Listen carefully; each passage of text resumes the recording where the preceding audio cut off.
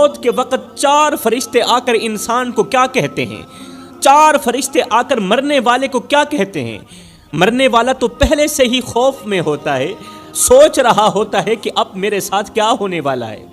دل میں ایک ہی سوال گردش کر رہا ہوتا ہے کہ میرے ساتھ اچھا سلوک ہوگا یا برا سلوک ہوگا، میری روح آسانی سے کھینچی جائے گی یا سختی کے ساتھ کھینچی جائے گی، میری اگلی منزل جنت ہوگی یا جہنم ہوگی، اور دنیا میں جو میں نے کیا اس کی جزا اور سزا مجھے ملے گی یا نہیں ملے گی۔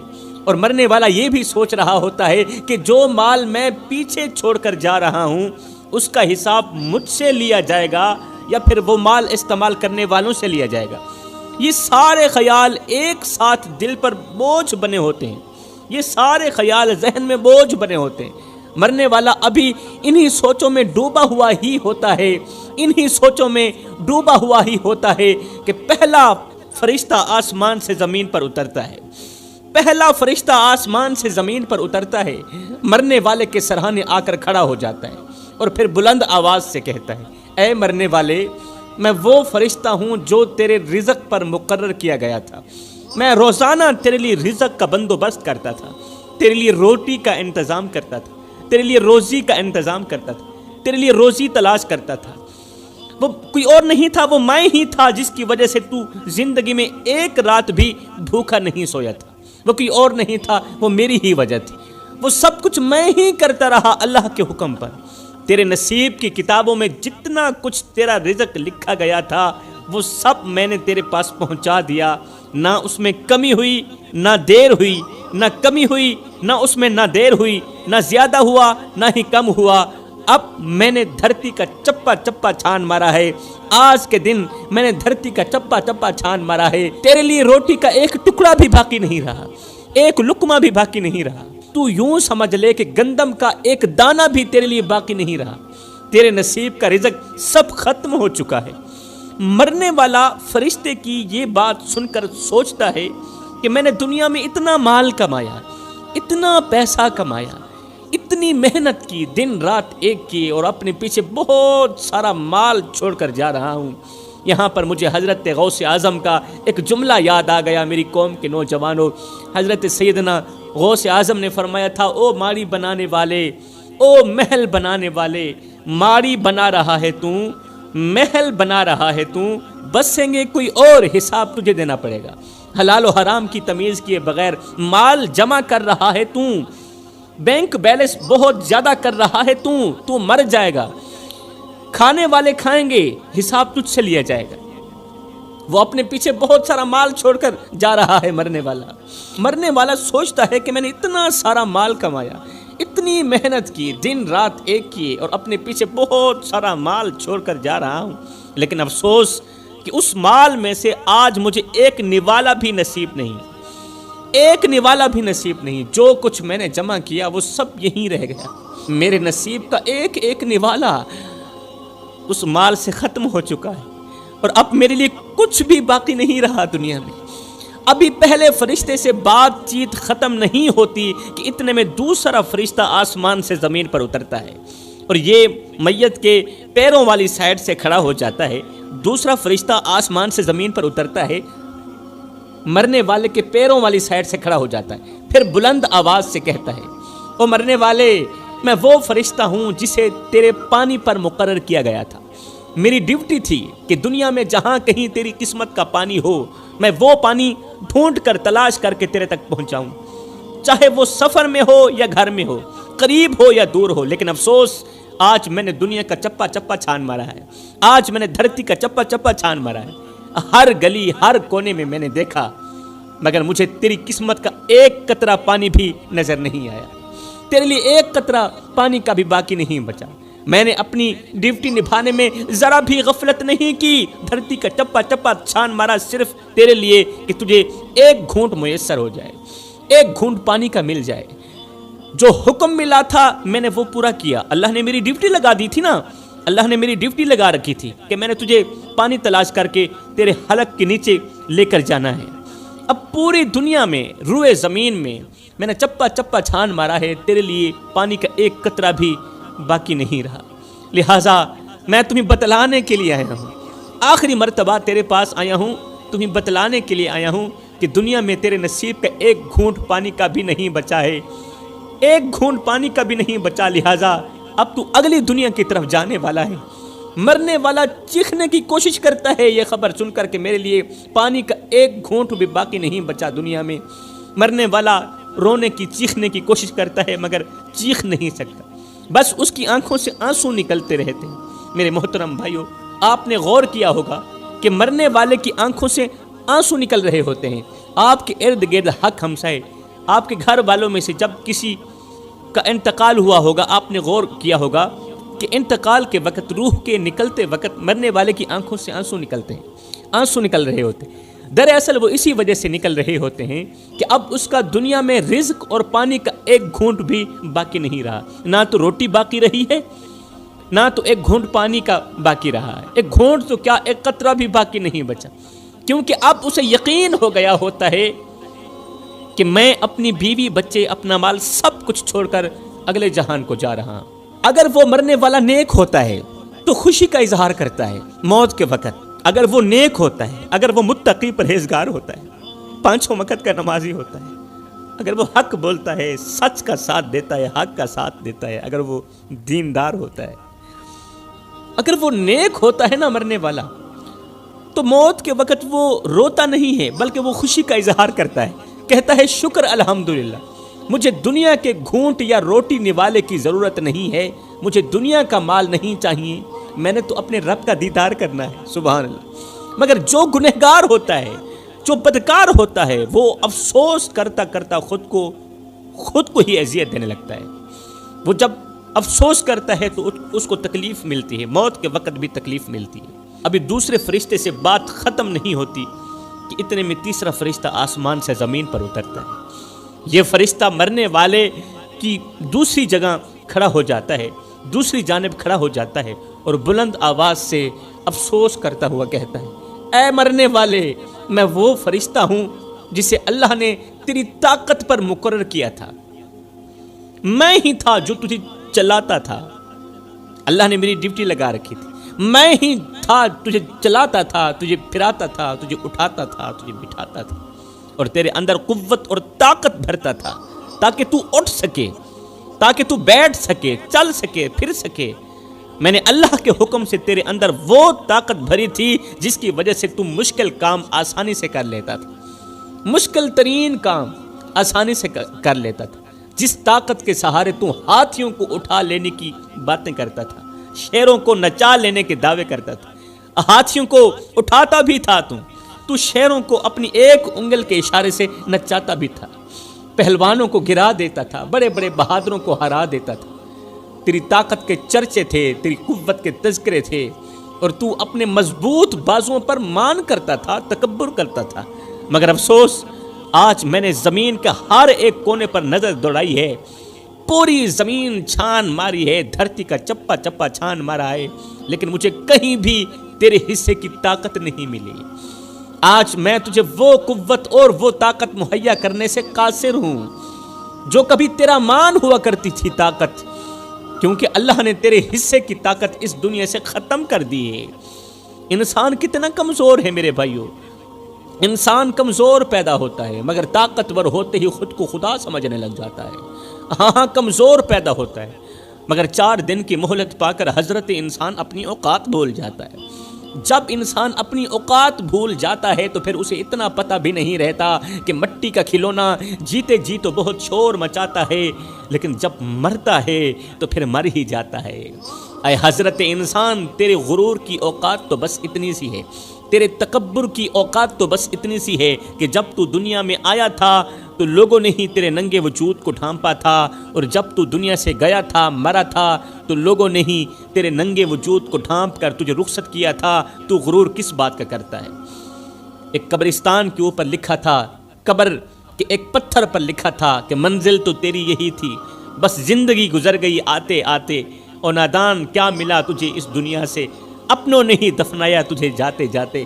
اے بندے، نہ کفن میں جیب ہے، نہ قبر میں الماری ہے، اور کمال کی بات تو یہ ہے کہ موت کا فرشتہ رشوت بھی نہیں لیتا، موت کا فرشتہ رشوت بھی نہیں لیتا۔ اللہ اکبر، اب اس کے دل پر بوجھ بڑھ جاتا ہے، مرنے والے کے دل پر بوجھ بڑھ جاتا ہے، اور وہ سوچنے لگتا ہے کہ کاش میں نے آج کے اس دن اور اس لمحے کو یاد رکھا ہوتا، کاش میں نے اپنی ساری زندگی غفلت میں نہ گزاری ہوتی، کاش میں نے اپنی طاقت پر مان نہ کیا ہوتا، کاش میرا ذہن اس بات کو مان لیتا کہ ایک دن ایسا آئے گا جب میں بالکل بے جان ہو جاؤں گا۔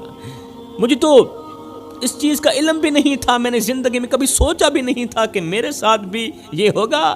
حضرت سیدنا یعقوب علیہ السلام نے فرمایا تھا، اے ملک الموت، اے فرشتے، جب تم میری روح نکالنے کے لیے آنا تو پہلے مجھے بتانا۔ ملک الموت نے کہا ٹھیک ہے، اے اللہ کے نبی، جب میں آپ کی روح آپ کے جسم سے الگ کرنے کے لیے آؤں گا نا، پہلے میں تمہیں بتاؤں گا کہ میں آ رہا ہوں۔ وقت گزرتا گیا، حضرت یعقوب علیہ السلام کی زندگی کے دن مکمل ہو گئے، جتنا کھانا تھا کھا لیا، جتنا پینا تھا پی لیا، آپ کے نصیب کا رزق ختم ہو گیا۔ اللہ اکبر، ایک دن اسرائیل علیہ السلام آ گیا روح نکالنے کے لیے۔ اللہ کے نبی نے فرمایا، اے اسرائیل، میں نے تجھے کہا نہیں تھا جب میرے پاس آنا تو پہلے مجھے بتانا، جب میری روح نکالنے کے لیے آنا تو پہلے مجھے خبر دینا۔ ملک الموت نے کہا، اے اللہ کے نبی، ایک بار نہیں 10 مرتبہ میں تمہیں بتا چکا ہوں کہ میں آپ کے پاس آ رہا ہوں، تیاری کر لیں۔ اللہ کے نبی نے فرمایا، وہ کس طرح؟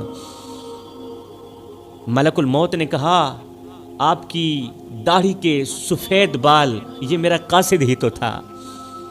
داڑھی پہلے سیاہ تھی پھر سفید ہو گئی، وہ جو سفیدی تھی وہ سفیدی نہیں، وہ میرا قاصد ہی تھا کہ اب میں آپ کے پاس آنے والا۔ آپ کے ہی محلے میں فلاں جگہ پر فوتگی ہوئی تھی، کوئی مرا تھا، آپ نے جنازہ پڑھایا تھا، میں صرف ان کو مارنے کے لیے نہیں آیا تھا، آپ کو بتانے کے لیے بھی آیا تھا کہ حضرت آج ان کی باری ہے، کل آپ بھی تیار ہو جائیں۔ تو مرنے والا سوچتا ہے کہ مجھے تو پتہ بھی نہیں تھا، خبر بھی نہیں تھی کہ میری زندگی میں یہ دن لکھا ہوگا، میرے ساتھ بھی یہ کچھ ہوگا۔ میرے بھائیوں، مرنے والے صرف مرتے نہیں بلکہ وہ ہم پر احسان کر کے بھی جاتے ہیں۔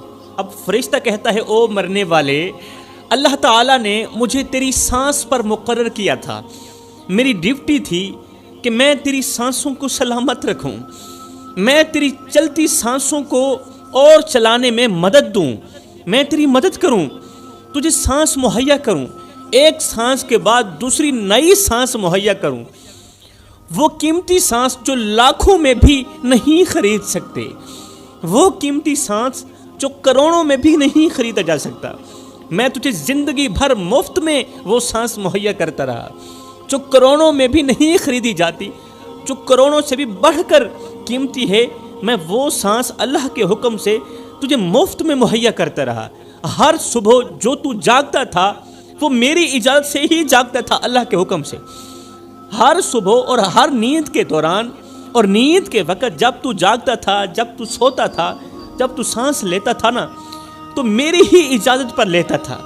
ہر رات جب تو سوتا تھا میری حفاظت میں سوتا تھا، تیرے سینے میں جو سانس آتی جاتی تھی وہ میرے حکم سے چلتی تھی، اللہ کے دیے گئے حکم پر، وہ میرے ہی حکم سے میں ہی چلا رہا تھا یہ نظام۔ لیکن آج میں تجھے یہ بتانے آیا ہوں کہ تیرے حصے کی سانسیں پوری ہو چکی ہیں، اب تیرے لیے ایک سانس بھی باقی نہیں رہی۔ میں صرف اتنا بتانے کے لیے آیا ہوں کہ تیرے لیے ایک سانس بھی باقی نہیں رہی۔ میں نے تیرے لیے جتنی سانسیں لکھی گئی تھی وہ سب تجھے دنیا میں پوری دے دی ہیں، ڈنڈی نہیں ماری، میں نے تیرے ساتھ دھوکہ نہیں کیا۔ اب نہ میں تجھے ایک سانس آگے دے سکتا ہوں اور نہ ہی ایک لمحہ پیچھے کر سکتا ہوں تیرے لیے، کیونکہ اللہ کے حکم سے تیرے نصیب کی سانسیں اس دنیا میں ختم ہو چکی ہیں۔ فرشتے کی یہ بات سن کر کہ اللہ کے حکم سے تیرے نصیب کی سانسیں اس دنیا میں ختم ہو چکی ہیں، فرشتے کی یہ بات سن کر مرنے والا اندر سے ایک دم ٹوٹ جاتا ہے، جس طرح وہ مرنے سے پہلے مر چکا ہو۔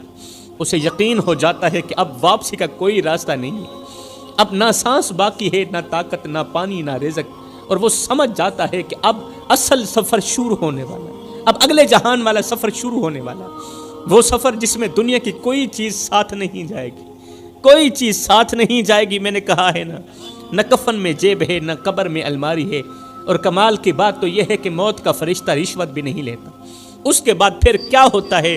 حضرت سیدنا اسرائیل علیہ السلام، جسے ملک الموت کہا جاتا ہے، مرنے والے کی چارپائی پر لیٹے ہوئے شخص کی روح نکالنا شروع کر دیتے ہیں۔ انسان کی یہ روح پیروں سے نکلتی ہوئی اوپر کی طرف آتی ہے، سر کی طرف آتی ہے، اور جب یہ روح دل اور پھیپھڑوں تک پہنچتی ہے تو یہ وہ لمحہ ہوتا ہے کہ جب انسان پہلی مرتبہ فرشتوں اور شیطانوں کو دیکھتا ہے۔ پہلی مرتبہ فرشتے کو بھی اپنی آنکھوں سے دیکھتا ہے اور شیطان کو بھی پہلی مرتبہ اپنی آنکھوں سے دیکھتا ہے۔ وہ سب کچھ جو دنیا میں آنکھوں سے اوجھل تھا اچانک اس کے سامنے آ جاتا ہے۔ فرشتے اوجھل تھے، اس کے سامنے آ جاتے ہیں۔ شیطان اوجھل رہتا ہے دنیا میں، مگر موت کے وقت مرنے والے کی بالکل آنکھوں کے سامنے آ جاتا ہے۔ اور جب یہ روح مکمل طور پر نکل جاتی ہے تو انسان کی آنکھیں مکمل طور پر کھل جاتی ہیں۔ انسان آنکھیں پھاڑ پھاڑ کے آسمان کی طرف دیکھنے لگتا ہے۔ جسم بے جان ہوتا ہے مگر آنکھیں حقیقت دیکھ رہی ہوتی ہیں، اور انسان آسمان کی طرف دیکھنا شروع کر دیتا ہے۔ یہی وہ لمحہ ہوتا ہے جب وہ پہلی مرتبہ اپنی روح کو آسمان کی طرف جاتا ہوا دیکھتا ہے مرنے والا۔ میرے محترم بھائیوں، آج کا نوجوان بہت ہی غافل ہو چکا ہے۔ آج کے نوجوان بہت ہی غافل ہو چکے ہیں۔ آج کے نوجوان زندگی رب کی مرضی کے مطابق نہیں گزارنا چاہتے، بلکہ اپنی مرضی کے مطابق گزارنا چاہتے ہیں اور گزار رہے ہیں۔ اپنی قیمتی زندگی کو غفلت کے نام کر دیا۔ اے نوجوان، ذرا سوچ، جب وہ لمحہ آئے گا کہ آپ کا جنازہ تیار ہوگا، ماں رو رہی ہوگی، بیوی چیخ رہی ہوگی، بچے آپ کے سینے سے لپٹ کر رو رہے ہوں گے، گھر کا ہر کونا ماتم کر رہا ہوگا، اور ہر آنکھ میں ایک ہی سوال ہوگا کہ یہ سب اتنا جلدی کیوں ہو گیا؟ یہ سب اتنا جلدی کیسے ہو گیا؟ ہم نے تو سوچا بھی نہیں تھا۔ کوئی آپ کو روک نہیں سکے گا، کوئی آپ کو اپنے ساتھ نہیں رکھ سکے گا، کیونکہ موت کے وقت کی گھڑی میں نہ ماں کی دعا کام آئے گی، نہ بچوں کی چیخیں کام آئیں گی، کیونکہ اس وقت تمہارا وقت ختم ہو چکا ہوگا۔ پھر وہ لمحہ بھی آئے گا جب 4 آدمی آپ کو اپنے کندھوں پر اٹھائیں گے، ہزاروں لوگوں کے بیچ آپ جا رہے ہوں گے، لیکن آپ بول نہیں سکیں گے۔ دل کے اندر بہت کچھ کہنے کو ہوگا، مگر زبان ہمیشہ کے لیے بند ہو چکی ہوگی۔ آپ کی زبان بند ہوگی، آپ کے ہاتھ پاؤں رک گئے ہوں گے، اور جسم کی خاموشی صاف بتا رہی ہوگی کہ اب اس جسم کے اندر کچھ بھی باقی نہیں رہا۔ اب اس جسم کے اندر نہ طاقت ہے، نہ قوت ہے، نہ تو اس کے اندر اختیار ہے۔ اب اختیار ختم ہو گیا ہے، اب طاقت ختم ہو گئی ہے۔ اور سب سے خوفناک لمحہ جب آپ کو قبر میں اتارا جائے گا، وہ جگہ جہاں نہ آواز جاتی ہے، نہ کوئی لوٹ کر دیکھتا ہے۔ سفید کفن میں لپٹے ہوئے جسم کو 4 آدمی قبر کے اندر اتاریں گے۔ اللہ فرماتا ہے، او میرے بندے، شکر کر، ہم نے تجھے موت عطا کر دی اور ہم نے تجھے قبر جیسا خوبصورت مکان دیا۔ کتا بھی تو مر جاتا ہے، گھسیٹ کے روڑی پہ ڈال دیا جاتا ہے۔ بکری بھی تو مری تھی، گھسیٹ کے روڑی پہ ڈال دی گئی۔ اے میرے بندے، اگر تجھے بھی گھسیٹ کر روڑی پہ ڈال دیا جاتا تو کیا تھا؟ اگر تیری میت کو بھی جلا دیا جاتا تو کیا تھا؟ فرمایا، نانا، یہ میرا شاہکار ہے، پہلے اسے غسل دو، پھر اس کو چٹا لباس پہنا دو، لٹھے کا سوٹ پہنا دو۔ میرے شاہکار نے ساری زندگی غربت میں گزاری ہے، کبھی مہنگا سوٹ نہیں پہن دیکھا، کبھی لٹھے کا سوٹ نہیں پہن دیکھا۔ اسے لٹھے کا سوٹ پہنا دو اور جگہ جگہ پر خوشبو بھی لگا دینا، جگہ جگہ پر خوشبو لگا دینا۔